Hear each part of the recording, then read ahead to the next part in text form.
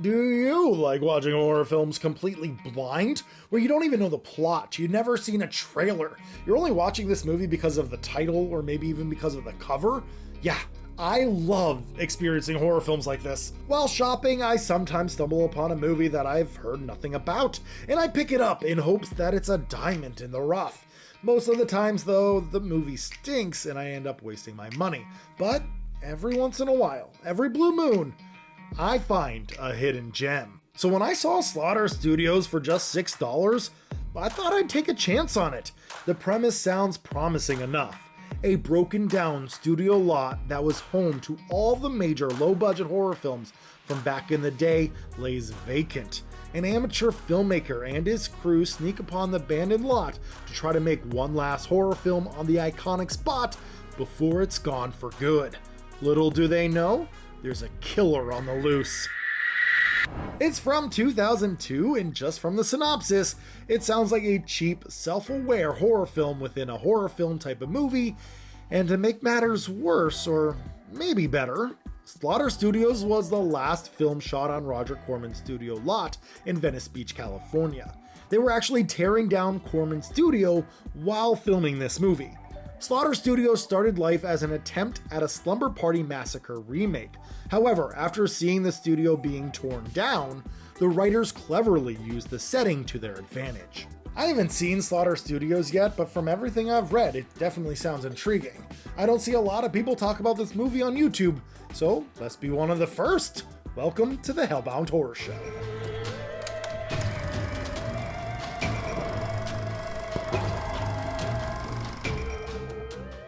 Slaughter Studios starts with some narration about the history of the fictional Slaughter Studios and a brief scene from the past. They are on set filming a movie when one actor shoots the other actor as part of the scene. The director hated that the death scene wasn't hammy enough, so he yells at the actor to do it again, but oh no, he was really shot and he's really dead. His death caused the studio to die, and it's been laying dormant ever since. Steve, a pompous young student director, is in love with Slaughter Studios, and he comes up with a bright idea to shoot a movie there. They'll sneak into the lot at night and shoot the entire script, all in a single night. He enlists the help of Madigan, his girlfriend, to gather actors and actresses. That night they sneak in, but they have to be careful because there is a security guard who patrols the lot on scheduled rounds. Luckily, he is deaf, but at certain times they do have to shut off the lights so they don't get caught. As you can imagine, the place is a mess. It's deteriorating on the inside. They find the studio lot 17 and film there. We have a lot of girls all dressed in their underwear, a guy who is playing the mantis monster, and a racist stereotype who is our sound guy. Steve, the director, makes his girlfriend Madigan do all the busy work, but he never lets her be a part of the movie, even though she has expressed interest in acting. One by one, they get picked off. Who will survive? Who is behind the killings? What role does a creepy security guard play? And will the video ever get made? Slaughter Studios is a conflicting film. It's a bad movie. A really bad movie. It's cheap, shot on digital back in 2002, so it looks like crap.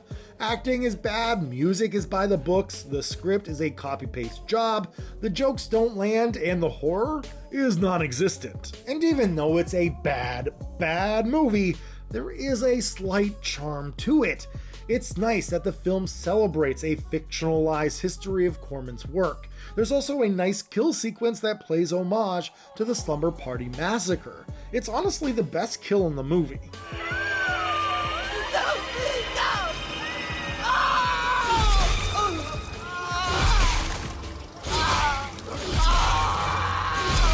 It's a silly movie trying to blend horror and comedy, but it mostly fails. The movie is also too reliant on sex. Seriously, there's more boobs in this than a Fred Olen Ray film.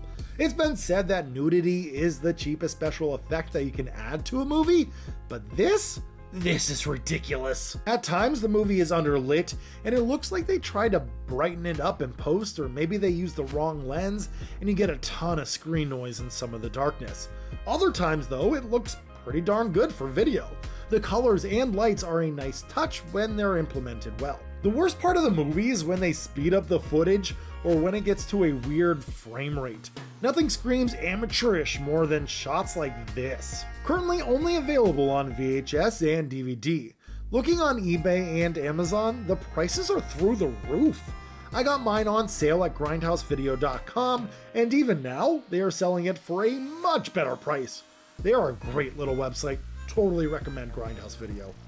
Currently, Scream Factory owns the right to this movie, as well as many other Roger Corman films. Will we ever get a Scream Factory release of Slaughter Studios?